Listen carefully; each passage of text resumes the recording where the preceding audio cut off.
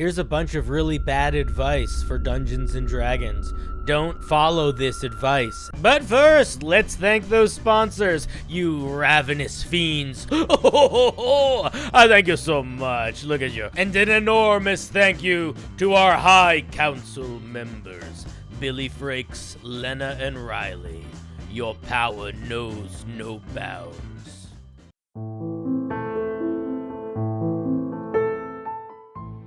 If you're not going to be able to make a session, try not to let anybody know.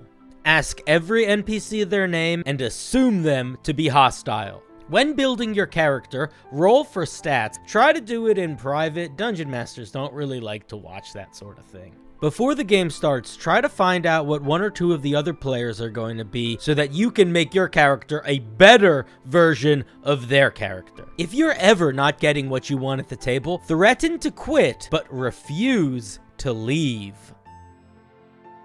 Be intoxicated. Always borrow dice. Solve inter-character conflict through fighting, either in-game or in real life. If you're playing a character that has extra stat blocks, either from a wild shape feature or a summoned companion, make sure to tell the Dungeon Master to have it ready for you, but don't tell them too far ahead of time. Let them know in the moment. You're going to want to have between 3 and 5 solo character scenes a session.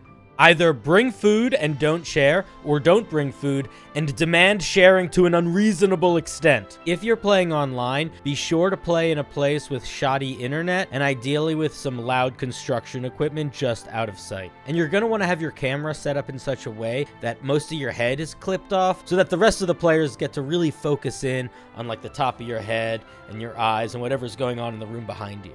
If you're a spellcaster, it's important to make sure that you adjust how you interpret the meaning of a spell to best fit the situation that you are in. Whenever there's a rules discrepancy, make sure that you guys hash that out at the table in that moment. And stand up for yourself. The Dungeon Master doesn't know everything. Don't waste your time talking to the other players or your Dungeon Master about like your expectations for the game or what you want to get out of it. They should know all of that just by playing with you, and if they don't, it's kind of their fault.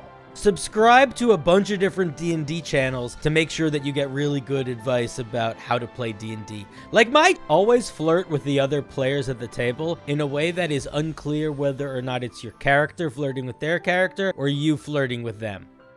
Okay, don't do that. That's too much. We don't need to. Okay, anyway.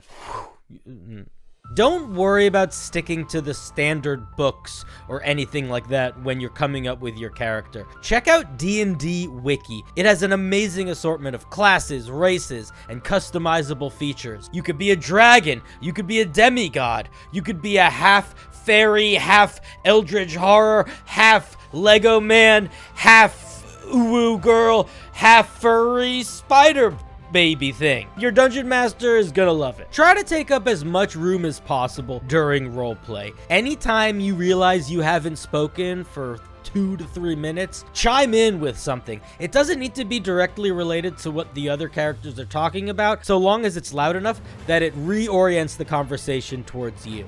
Make sure to let one of the other players do the resource management for the team.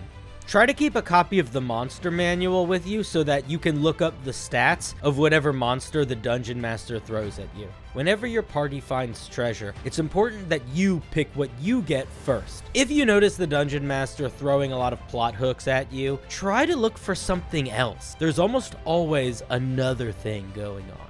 Don't worry too much about learning how your character works. It is totally fine to remind your Dungeon Master to thank you for participating in their game. And always remember that the most important part of the game is that you are having fun. If you are not having fun, then everyone else is probably doing something wrong.